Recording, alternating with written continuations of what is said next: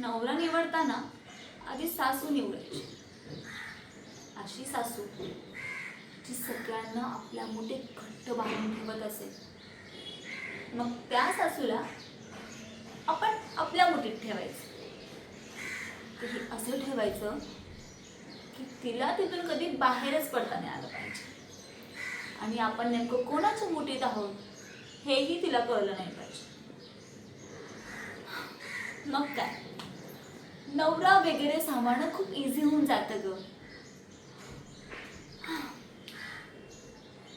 पंकज, अगं तो आधीच बबड्या आहे आणि माझ्या सासूच्या बबड्याला कसं छबड्या करायचं हे रोहिणीसाठी काही फारसं अवघड नाही. आई, तू माझी उगाच काळजी करू नकोस. हे बघ, मला ना माझं जीवन एकदम सुखकर, एकदम आनंददायी जगायचंय.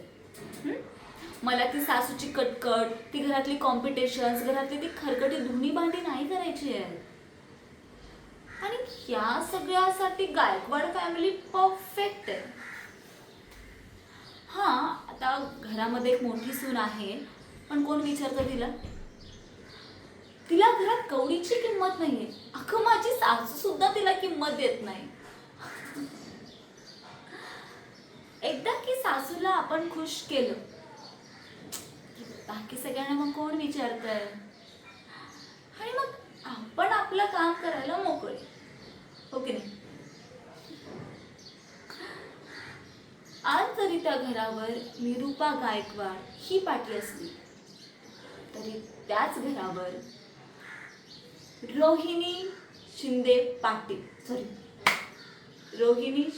गायकवाड हे नाव कधी लागेल हे कोणालाच कळणार नाही.